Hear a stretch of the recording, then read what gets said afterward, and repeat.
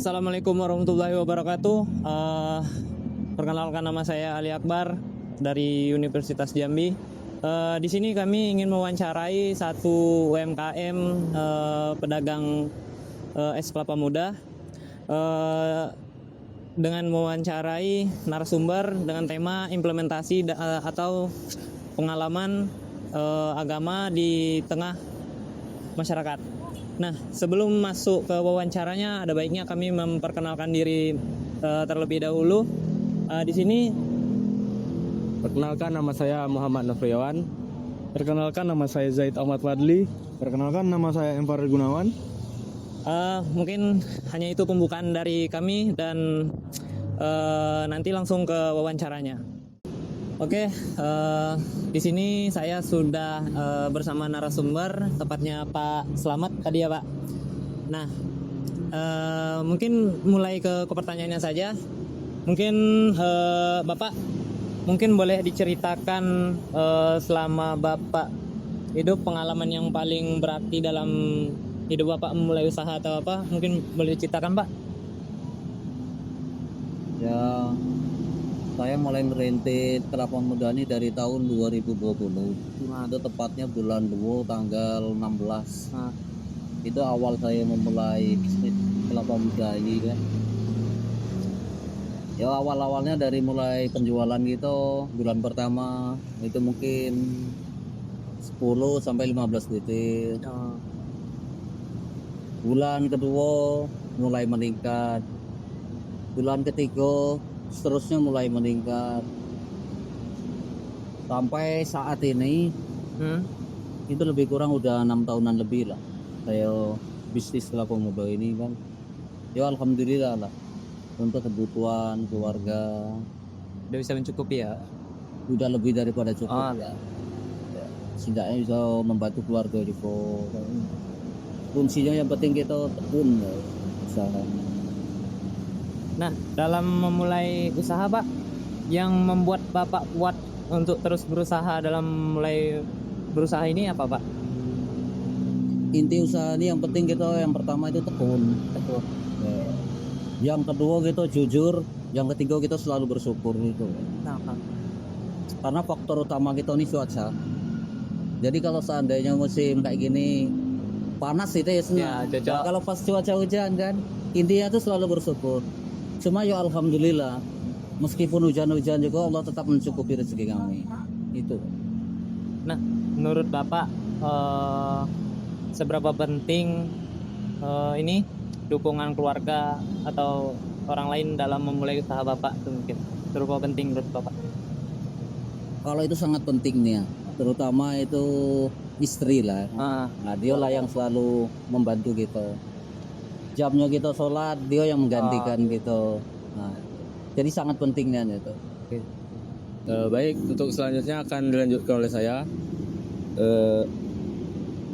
Jadi Pak, apakah ada orang atau lingkungan yang membantu Bapak keluar dari itu? Maksudnya keluar dari mana ini? Keluar dari masalah mungkin? Masalah perdagangan. Iya. Kalau untuk masalah perdagangan ini ya alhamdulillah lah. Di saat kita sepi apa pendapatan gitu kan berubah. Ya alhamdulillah kita harus sampingan ada pendapatan di luar ini yang bisa menopang atau menutupi ya.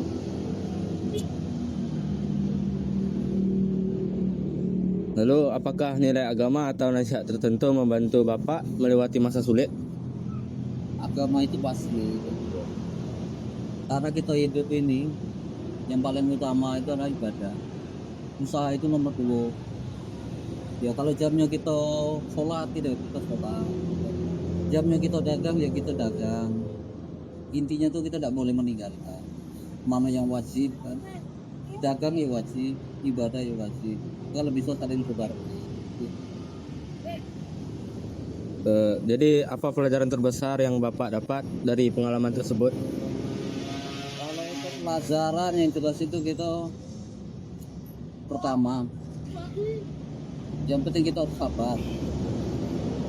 Kesabaran itu paling penting kita usaha. Di saat kita dagangan sepi karena faktor cuaca hujan tadi kan. Ya, intinya tuh kita selalu sabar, bersyukur itu bang yang paling penting. Ya pas rame kita syukuri, sepi ya kita syukuri. Oke, baik. Untuk selanjutnya akan dilanjutkan oleh rekan saya. Oke, pertanyaan selanjutnya saya akan bertanya kepada Om. Apakah pengalaman tadi membuat Om menjadi lebih peduli kepada orang lain?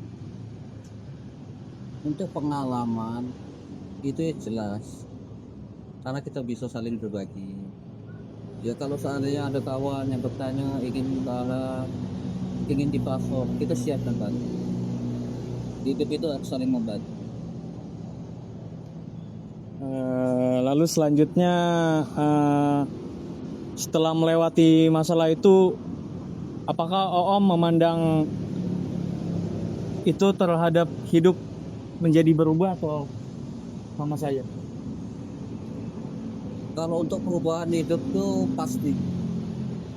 Usaha itu kalau berjalan itu bisa membuat perubahan hidup Pak. Yang jelas dari segi pendapatan kita, semakin ramai kan semakin membaik setidaknya. Setidaknya untuk kebutuhan keluarga itu cukup dan insya Allah. Oke, terima kasih. Selanjutnya pertanyaan yang akan dibacakan oleh rekan saya. Baik, di sini saya akan melanjutkan pertanyaan. Menurut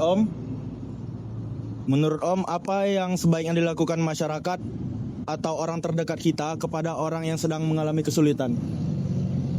Yes.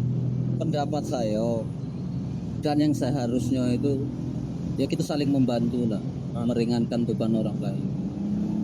Ya, seandainya kita ada masalah, itu setidaknya orang terdekat kita itu kan keluarga, Ya. saudara, orang tua. Jadi kalau bisa kita saling membantu lah. Lanjut ke pertanyaan selanjutnya. Dan ke pertanyaan terakhir. Apa pesan Om untuk anak-anak atau orang-orang saat ini yang sedang menghadapi masalah atau tantangan dalam hidupnya? Pesan Om. Jadi kunci itu yang pertama kita sabar. Yang kedua kita tekun. Yang ketiga itu selalu berusaha, jangan tinggalkan ibadah itu.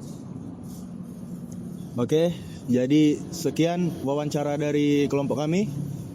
Kami sangat berterima kasih kepada Om Slamet. Om, terima kasih Om. Baik, di sini sudah selesai sampai di sini wawancara kali ini. Kita tutup. Baik, mungkin hanya itu wawancara yang kami dapat dari UMKM pedagang PS Kelapa Muda hari ini. Tugas ini dibuat untuk memenuhi mata kuliah agama, dan hanya itu mungkin dari kami dan teman-teman di sini. Saya ucapkan terima kasih. Wassalamualaikum warahmatullahi wabarakatuh.